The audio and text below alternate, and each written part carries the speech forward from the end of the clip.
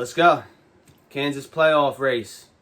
You know, Marin, Kansas was a really phenomenal race the last time we were here. It's turned into one of the best races of the year to watch.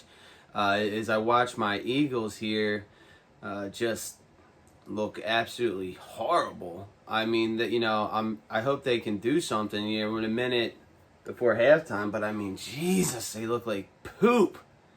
So this will be an easy one to move over the Eagles to the side TV, get the race on the big TV, you know what I mean?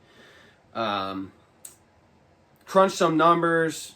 Unfortunately, I just realized we're using my phone to make the video, so I can't look at them. But what I can say is, looking at this race, last time we were here, Kyle Larson in the closest finish in NASCAR history over Chris Buescher. Kyle Larson's out there today. I think he qualified somewhere around 11th from what I remember. I just don't have it in front of me right now. For that, I apologize. But he is the race favorite at plus 450. He did come off the massive win last week at Bristol. I'm going to be putting a unit on Larson today. I think that he can definitely sweep Kansas this year. It wouldn't shock me at all. Chris Bell is your pole sitter. He's also 450 with Kyle Larson today. I thought a lot about Bell. I like it, that number one pit stall in a race, a track like Kansas. Larson does have the number two pit stall, and so, to me that's close. I think he's got maybe the better pit crew. Can Bell go out there and lead a bunch of laps? Absolutely he can. This is a track, Marin, right, where Toyota has proven to be pretty well here. That being said, I'm looking at Larson's teammate, William Byron, who is, almost got that pick. You saw that? William Byron is plus 850. Also, if you're Tampa Bay, why are you passing the ball when you're up by, you know what I mean? Stupid. Stupid. Why not?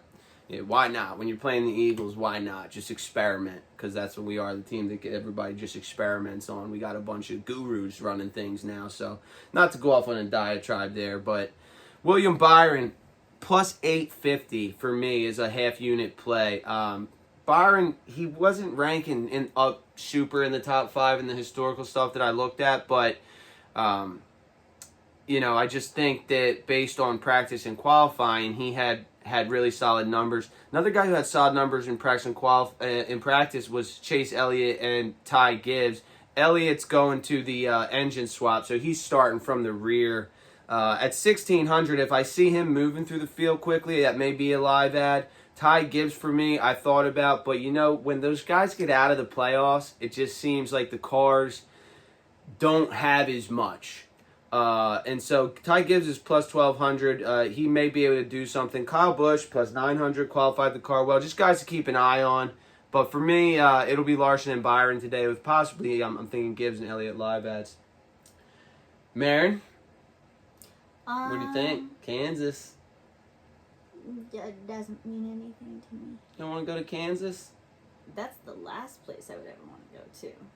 Damn. Well, that and pretty much anywhere. Sorry for our listeners in Kansas in the deep south. I'm gonna go with Hamlin. Okay, so Denny is a guy has done quite well at Kansas before. I believe he qualified 8th. Wouldn't shock me. He's plus 650. He actually just dropped from 700, so they are seeing action come in on Denny. Okay. I'll say Bell. Okay, Chris Bell, we talked about him as the pole sitter, co-favorite with Larson at 450. Again, no shock at all to see Bell go out and lead a bunch of laps. Probably going to win stage 1 if you want to get a stage 1 winner. I could see Bell winning stage 1.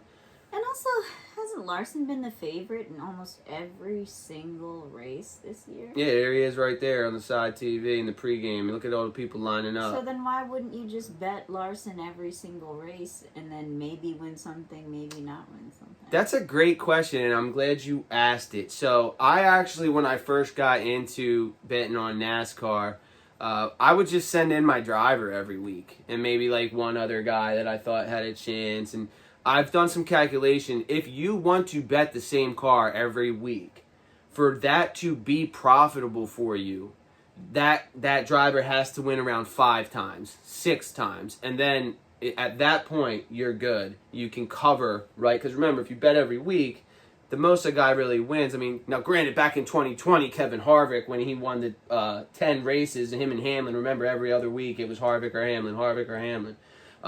In that case, you can win a lot of money, right?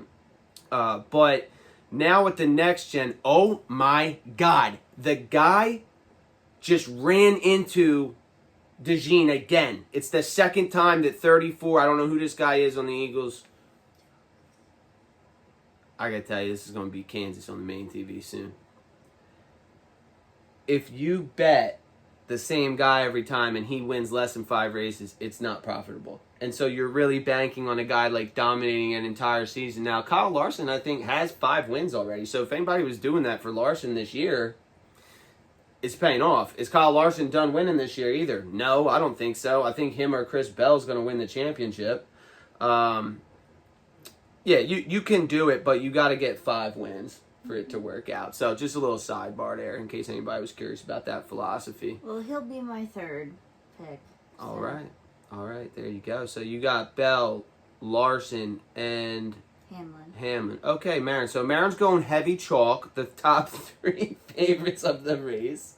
And ain't nothing wrong with that. You know, you can make some money. That's not a bad strategy to employ either. So either way, let it be a good race. Good luck. Bye, gamblers.